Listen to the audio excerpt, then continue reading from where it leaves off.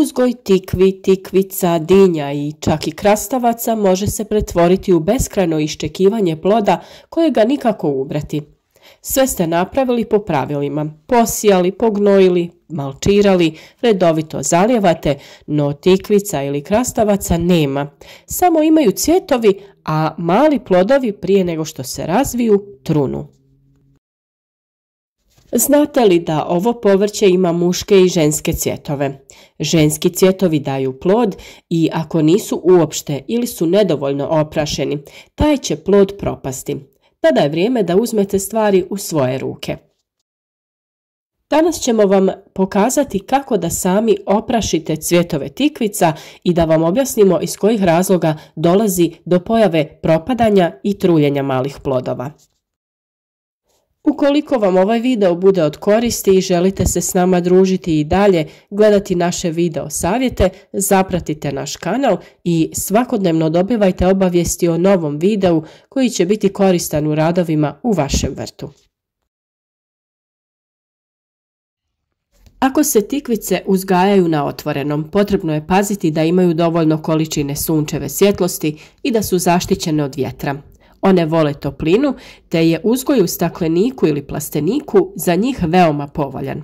S obzirom na to da se može kontrolirati temperatura, mogu se zasijati ili posaditi i kasnije.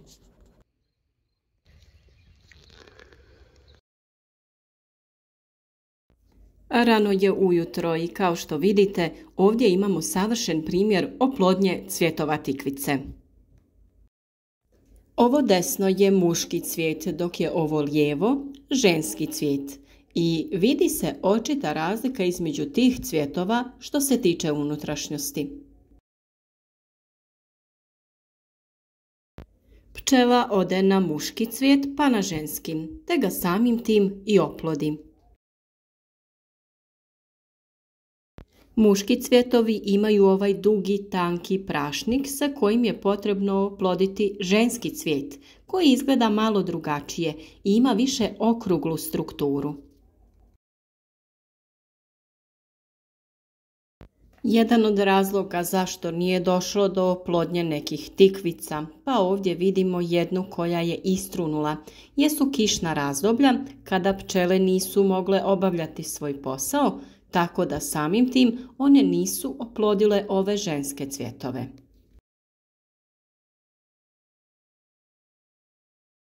Razlika između muškog i ženskog cvijeta jeste ta da ženski već ima formiran mladi plod sa cvijetom na vrhu, koji je potrebno oploditi. Dok muški cvijet ima tanku stapku i nema plod, on služi samo za oplodnju ženskih cvjetova.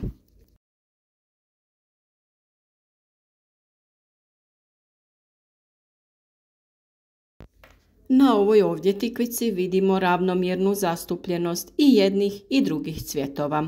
Imamo ovih nekoliko muških cvjetova sa dugim stapkama i imamo nekoliko ženskih na kojima vidimo da je formiran plod.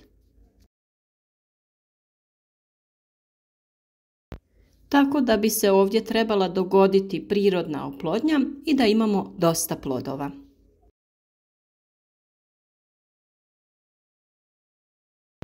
Tikvice su vrlo osjetljive na hladnoću, tako da ukoliko je puno hladnih i kišnih dana, velika je vjerovatnost da neće doći do oplodnje. Pa tu u priču dolazimo mi sami, te je potrebno ručno oploditi cvjetove tikvica.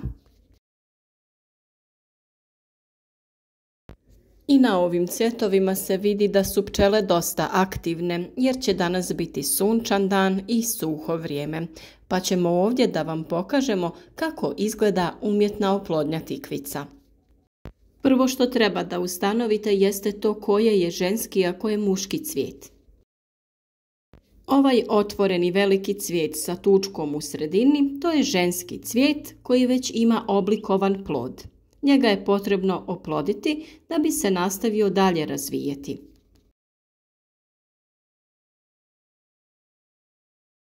Ovdje su to pčele učinile umjesto nas, ali u slučaju kada pčele nisu aktivne ili su hladni ili kišni dani, pokazati ćemo vam kako da to uradite sami, da se osigurate i imate obilje plodova. Ovdje imamo muški cvijet. On ima tanku stapku i unutra ima prašnik.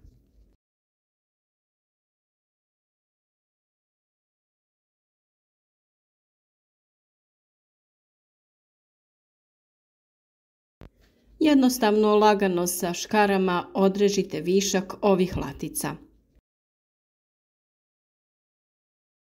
Te tada uklonite taj muški cvijet. I sa njim ćete vrlo jednostavno izvršiti oplodnju ženskih cvjetova.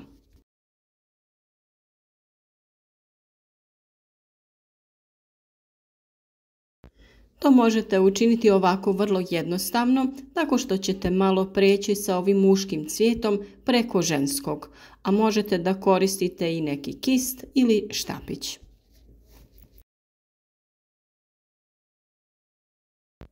Kako bi se osigurali da se ovaj cvijet neće oploditi sa drugom sortom tikvice, vi možete lagano zatvoriti ovaj cvijet, zavezati ga gumicom ili špagom i na taj način će on biti zaštićen.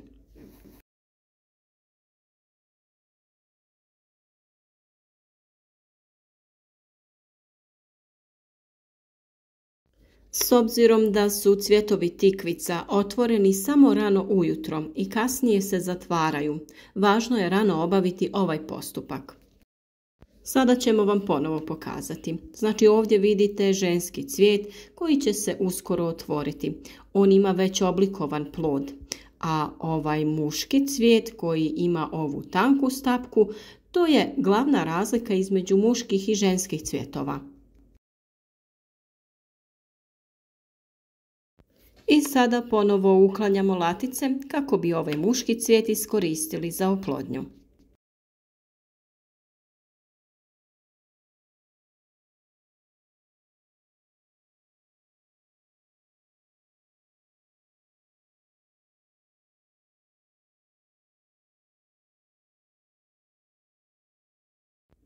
Kao što vidite, aktivnost pčela kod nas je vrlo velika i za ovom umjetnom oplodnjom nema potrebe, ali smo naravno željeli da vama pokažemo šta to trebate učiniti ukoliko su vaše tikvice krenule da trunu ili ako otpadaju plodovi. To je naime znak nepravilne oplodnje, a mnogi su razlozi toj pojavi. Kao što sam već pomenula, usred hladnog i kišnog vremena nismo imali aktivnost korisnih kukaca poput pčela, bumbara i sličnih, koji bi mogli da oplode cvjetove tikvica. Iz tog razloga se dogodi ovo, da plodovi koji nisu oplođeni krenu da trunu i propadaju, te samim tim nećemo imati urod tikvica.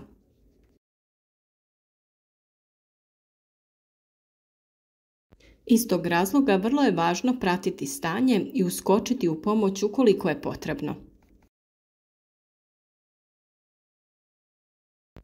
Ukoliko uzgajate više vrsti tikvica, vrlo je važno da istu sortu sadite jednu pored druge, kako ne bi došlo do ukrštanja vrsti. Tako ćete znati tačno koju vrstu tikvice gdje imate.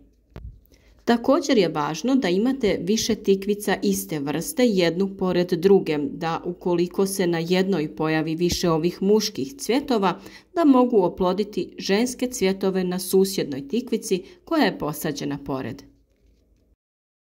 Na taj način ćemo znati da ćemo imati izobilje plodova jer će sigurno doći do međusobne oplodnje.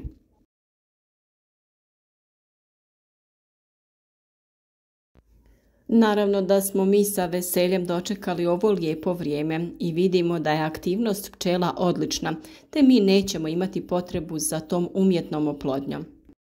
Ovdje evo imate savršen primjer ravnomjerno zastupljenih ženskih cvjetova sa ovim plodovima, te ovih muških cvjetova koji su tanki i na stapkama, pa se nadamo da ćete uspješno da ih razlikujete ukoliko budete imali potrebu za ovim postupkom. Ukoliko primijetite pojavu ovih trulih plodova, obavezno ih uklonite iz vrta kako se trulež ne bi širila dalje kroz tlo i preko biljke. Također, kada vidite da je oplođen cvijet i da se plod lijepo razvija i napreduje, ovaj ocvali cvijet, to jest latice, uklonite kako od vlage ne bi trunuo i oštetio plod.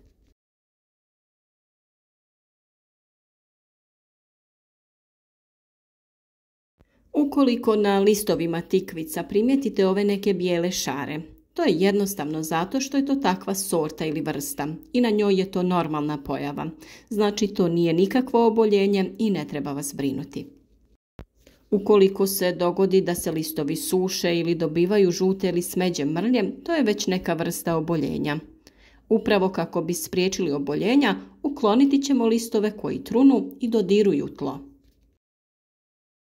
Tako ćemo izbjeći dalje širenje nekog oboljenja, a biljka će na ovaj način imati bolju prozračnost, te će se ostali listovi lakše sušiti nakon kiše ili vlažnog perioda. Također se na njima neće zadržavati vlaga, smanjiti ćemo šansu za oboljenja i pojavu štetnika.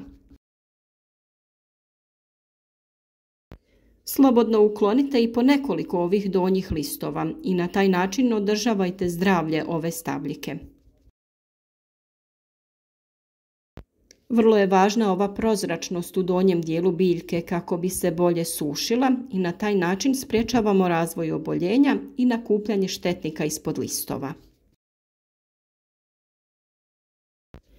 Pčele su naši najveći saveznici u vrtu, oprašuju naše biljke i samim tim mi beremo obilje plodova. Vrlo je važno da ih čuvamo i da pazimo prilikom upotrebe različitih insekticida kako bi održali zdravlje naših pčela i kako bi ih imali u velikom broju. A ukoliko vrijeme sprječava njihov rad, mi smo naravno tu da uskočimo u oplodnji naših cvjetova tikvica kako bi uzgoj bio što uspješniji.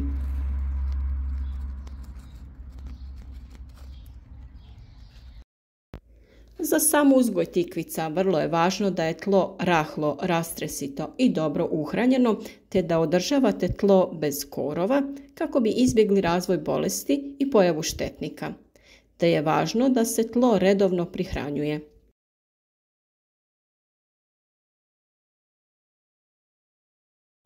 Mi koristimo glistinac koji sami pravimo, to jest naše gliste u glistenjaku prerađuju stajnjak. Te na taj način dobijemo glistenjak koji koristimo oko svih naših biljaka.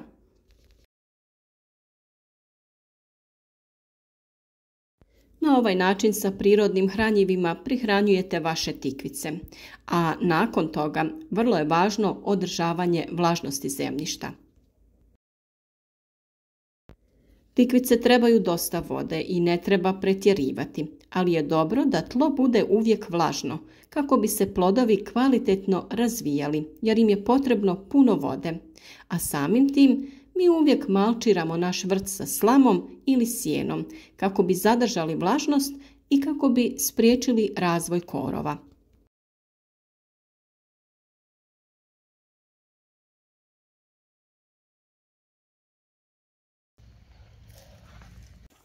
Nadamo se da će vaš uzgoj tikvica uz ove savjete biti uspješan, a naravno i da će urod biti obilan i zdrav.